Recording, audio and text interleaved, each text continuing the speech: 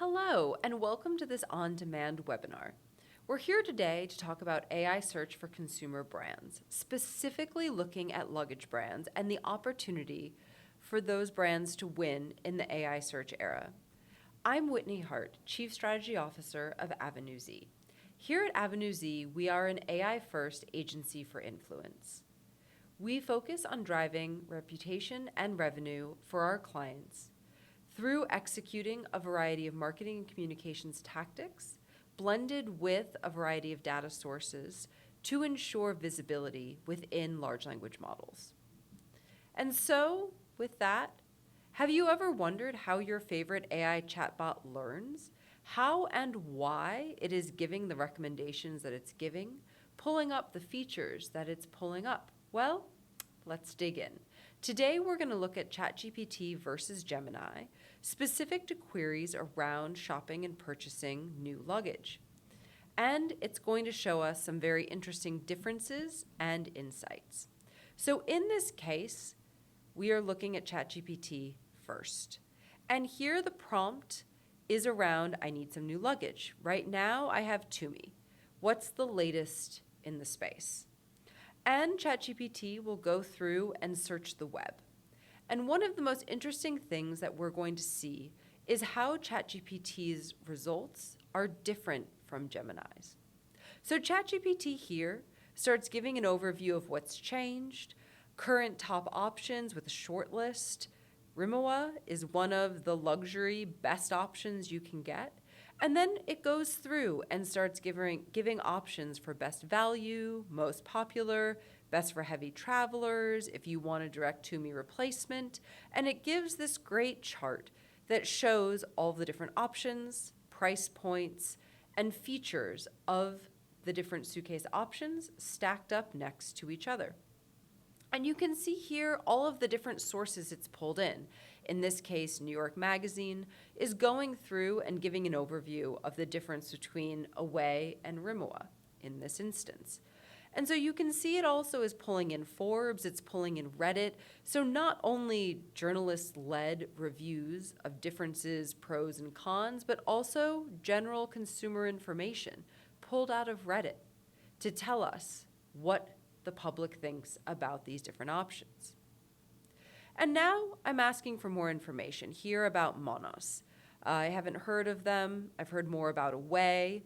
Fill me in. Give me an overview of Monos versus Away, since ChatGPT has said that they're very close competitors. And here you'll see what ChatGPT has to say. Monos is newer. Away has become more of a consumer staple, especially as Away has physical brick and mortar stores all over the United States at this point. It gives me another comparison table. It tells me more about where the brand came from, how it's evolved over time, and the competitive set. It pulls in July, Arlo Sky, Paravel, and more. And now I found a brand I haven't heard of before, Arlo Sky. I feel like I might have heard of them a while ago. It's a very unique name. And so I've decided to dig in and ask ChatGPT for more information. And here it's pulling in. It's saying it's for smart travelers, and it targets a gap in the market. But what's very interesting here is we'll see that the articles it's pulling in to answer this prompt are sourced from earned media placements from 2017. It's a long time ago. And that's why the brand wasn't surfaced sooner and surfaced more prominently in ChatGPT's earlier results. And so now we can continue scrolling through, we can continue exploring the different suitcase options. ChatGPT likes giving us blunt positioning and blunt answers, so it claims. And now, finally, I've asked it to give a specific set of recommendations for carry-on suitcases. And I'm able to pull up the different suitcases and click through this entire experience to see the different colors, the different places to purchase. I can see comparative price shopping, all within the ChatGPT app. I don't have to leave. I can see all these photos, and what I love is that the ChatGPT interface changes the photos based on the color and the features that I've selected. So now I can do all my shopping and all my decision making straight within ChatGPT, and I can find the best price option for me and click through and purchase straight away. Now let's compare this, and in particular, let's compare the image and shopping experience across ChatGPT versus Gemini. So here we're going to start off with the same exact prompt. I need some new luggage. I have all to me at the moment. Give me the latest and greatest. What should I be looking into, and what should I be considering? And now here we'll see that Gemini is going to go out and search the internet again. But unlike ChatGPT, there are no pictures to accompany all of the text. Instead, I need to read. And it's really important in the case of luggage to see photos. Am I looking at hard cases, soft cases? What are the material differences? Are they PVC cases? Are they metal cases, as in the case of Rimowa?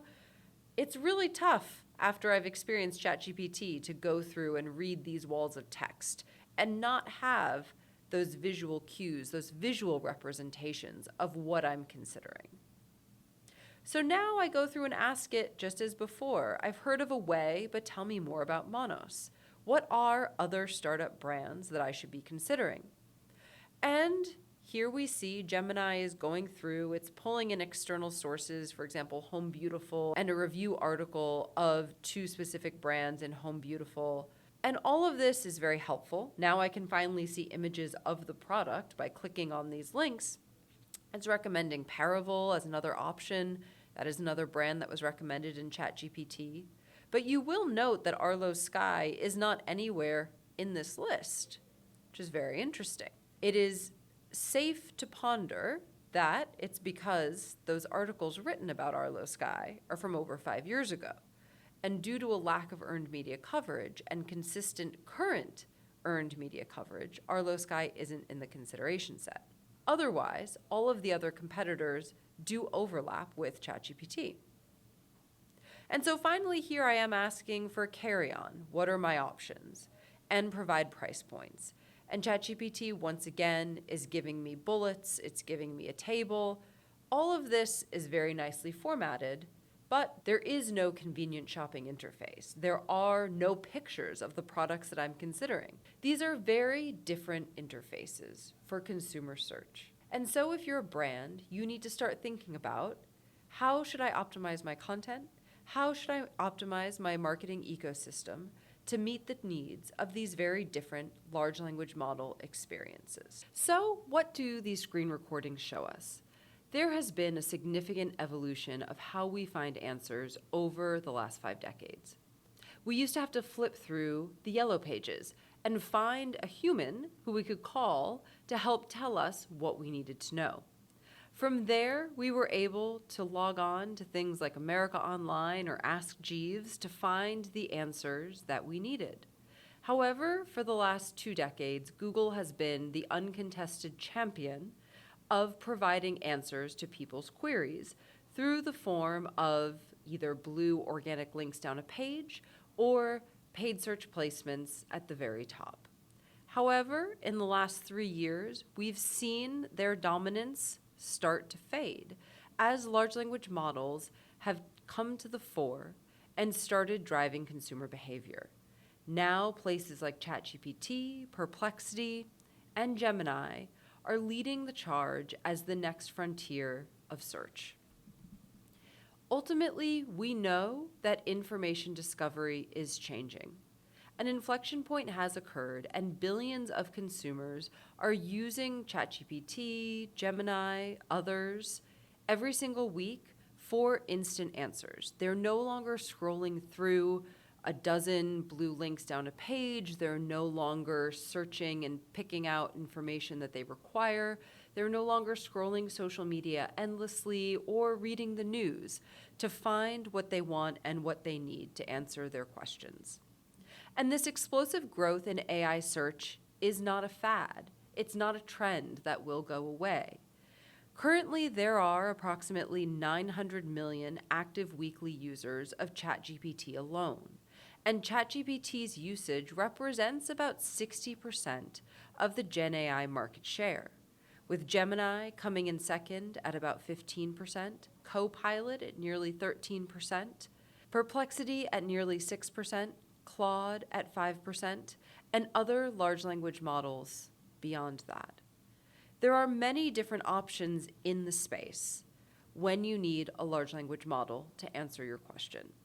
But we do see that ChatGPT is the largest of all of them. And its meteoric rise has rewired content consumption. In June of last year, June 2025, ChatGPT broke into the top 5 most visited sites worldwide, surpassing Amazon and X, as well as Reddit and Wikipedia. This growth is notable because it represents a significant shift in consumer behavior.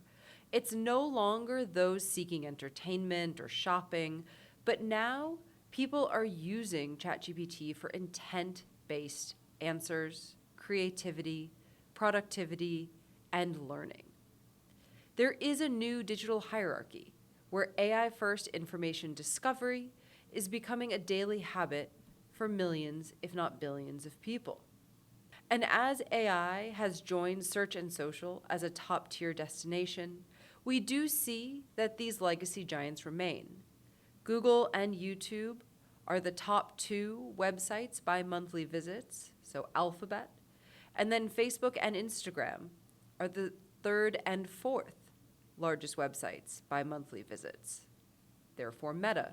But now ChatGPT has come up to threaten both Alphabet and Meta in their dominance. As we've seen ChatGPT grow from nearly no traffic in September 2022 to Instagram scale traffic by September of 2025.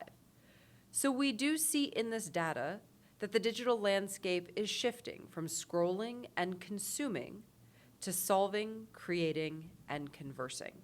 And the volume of these conversations is rising every single day around the world. We see that ChatGPT's daily active usage has risen from about 25% in September of 2024 to about 45% by July of 2025, while over the same time period, Google's usage has remained stable at just above 60%. So we know that OpenAI is closing this gap, and large language models are closing the gap on the traditional search experience. But don't throw out the baby with the bathwater just yet. Traditional search isn't dying, and SEO cannot be completely ignored. Instead, the data shows us that search is evolving into a 2-track system. Nearly 95% of ChatGPT users are still using Google for specific needs. ChatGPT is just adding a new layer, a conversational, context-rich, problem-solving layer. And the result is that users are blending traditional search and Gen AI interactions as complementary workflows for multimodal information discovery and usage. And while we see this multimodal search frontier evolving, we do know that those within AI search are not clicking out to websites with the same frequency that traditional search experiences have provided. Naturally, as we saw in the screen shares a few minutes ago, we know that people are doing their research and having involved conversations with AI to be able to figure out what they want and what they need and make those decisions off-site. Yet, those who do visit from AI search are much higher quality and are much higher value for your brand and organization. Data shows that AI search traffic converts 5 times higher than traditional search. AI traffic views 3.2 times more pages and stays 4.1 times longer than traditional search. AI search delivers a $47 average order value versus $9 from Google. And those customers have a 67% higher lifetime value to your business. And ultimately, their speed of purchase is much faster. 73% of AI visitors convert within the first session versus 23% from traditional search environments. As we saw from those screen recordings, users are doing all of the exploratory fact-finding that they need within their large language model. So once they arrive at your site, They're doing some high-level searching, they're checking out options, colors, features, functionalities, and then they're ready to make a decision. Because when they arrive at your site, they've already decided that they want to buy. So all of this data leads us to the question of how do you get found in large language models? As billions of people around the world are relying on generative AI search to answer their questions every single day, it's important as a brand that you understand how do you appear in large language models, when do you appear, for what do you appear, and what is the sentiment behind your mentions. And ultimately, once you know that information, you can contemplate how you want to change that sentiment, how you want to show up for new or different prompts, how you want to change your authority. So the first step is knowing what are the most important factors driving visibility in large language models. And we do know that AI search is not SEO. The strategy for AI search builds on SEO foundations, but it adds new requirements for LLM visibility. It requires different but complementary technical structures, schema markup, and .txt files to drive visibility within AI. It has a new and different type of content writing.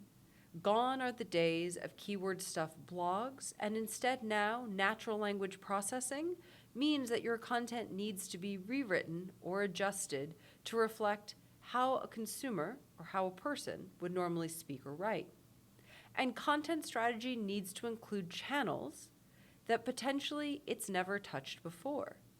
You're no longer thinking about a content strategy specifically for your website or for your blog, but now you need to think about how that strategy also extends to social media, how it extends to your community management, and how it extends to your earned media or your PR as well. We know that there are 3 core pillars of AI search, 3 general marketing areas that the large language models are learning from and pulling in. First, earned and affiliate media, your public relations efforts. Second, your content and creative, your owned universe, your site, your blog, all of the content that exists there, as well as your social media and channels that you might not think about, like Reddit or Wikipedia, that perhaps you haven't addressed in a very long time or ever. And finally, technical optimizations, the technical structure of the site itself. So, starting in that right-hand pillar with technical optimizations, this is the table stakes. If your site is not set up appropriately, if it's not welcoming in the AI bot that has HTML that's easy for the large language model to parse through, your site will not be qualified, your brand will not be qualified. And as such, the large language model will only be able to rely on what third parties write about you and say about you in order to inform their results. So, in order to ensure that you've opened the front door to your brand and welcomed in the AI bot to your home, you need to ensure that your AI optimizations are all done correctly, specifically on your technical landscape. From there, we talk about content and creative, owned media, and PR or earned media. And we need to ensure that your content strategy is aligned to prompt research. So what is prompt research? Prompt research is very similar to keyword research for those of you with an SEO background. It's understanding what are the types of prompts users are putting into ChatGPT, Gemini, Claude, Perplexity, in order to look for services or products offered by your brand, or to research your brand itself. The former would be deemed non-branded prompts, and the latter branded prompts. And it's important to make sure and to very first align on your prompt strategy, so then you can dig in and understand the types of content you need to produce and where you need to place that content to drive results in AI search. Based on that, you can optimize the existing content on your site. You can figure out if or how you need to condense content in order to appease the natural language processing requirements of the large language model. You can also then figure out what new types of content need to be created for your blog, for your site, for social media. What themes need to be extended into community management, need to be extended into Reddit, potentially edits that you might want to make to your Wikipedia page to ensure that your brand is saying the things and showing up in the way that you want it to show up on the internet more generally, and therefore will reflect in large language models specifically. And based on that content strategy, it is also necessary to visit or revisit what you're doing in earned media. We know that reputable media placements drive results. They're extremely important to these large language models. The large language models are going out and looking at third-party sources to determine if what you're saying about yourself is true. Is it actually reflected in the consumer's experience, in a journalist's experience? And we do also know that at this point in time, affiliate PR placements, or placements that you've paid to be a part of, are treated with the same weight as true earned pieces. Therefore, that means that if your organization wants to pay to be included in listicles by relevant outlets, that will carry the same weight as a true journalist review of your product. And here we see in this example on the slide, a query specific to digital camera research. And here we can see that the Nikon camera is recommended, and TechRadar in particular is used as a source. And this is one of the sources that ChatGPT has formed a partnership with. Since July of 2023, OpenAI has been making periodic partnerships with the most reputable media outlets, 18 of them, in fact. And those 18 represent more than 450 publications worldwide. And OpenAI has made these partnerships because it's given them access to not only new content, but also the entire back catalog of articles that have been written from the beginning of time that has been digitized by these publications. This includes content behind the paywall, so content that would not be openly accessible to the consumer. And here, ChatGPT is able to then use that content to make its recommendations to the consumer. And in exchange, ChatGPT is legally bound to provide links out to that content, thereby giving traffic to those organizations and those websites. So it's important to consider, how is your PR strategy using these preferential partnerships to your advantage when crafting your content strategy and when crafting your media approach? So all this may leave you wondering, what do I do next? Where do I go from here? We've talked about the demographics and the psychographics, the emerging consumer trends related to large language models, and we've talked about what is most important to optimize in your marketing ecosystem to appear in large language models. But now, how do you take the next step and start putting together an actionable strategy? Well, first and foremost, I recommend that you as a brand start forging relationships internally. A lot of the brands that I work with prior to our engagement didn't necessarily know other individuals within their marketing organization, particularly if you're a very large and globally dispersed organization. The group that's running SEO might be sitting across the world from the group that manages PR. Potentially, different areas of the organization are working with different agencies, and you've never met them before. Start finding out who does what, and start those conversations, build those relationships, because that will be the most important factor when starting to craft these overarching content strategies and looking to drive results in AI. From there, once you know these different members of your team, start auditing your brand content. I recommend that you sit down in a meeting room together or pull up in a virtual meeting room together and share your screen, pull up ChatGPT, pull up Gemini, and start asking questions about your organization. What does it say about your company? Do you like what it says? Is it accurate? Start asking questions about your vertical, about the products that you offer without your brand attached. Is the large language model recommending your products, or are you missing? This is the perfect place to start. And from there, for those of you specifically working within PR, I recommend you start thinking about auditing that PR coverage. Where have you been driving placements over the last few years? And where do you not have relationships in those 450 plus publications that we just talked about? And from there, you can start thinking about how to build those relationships to target your new audience, the AI bot. And of course, if you have any questions, if you need help, that's what we are here for. Feel free to reach out, and it'd be a pleasure to continue the conversation.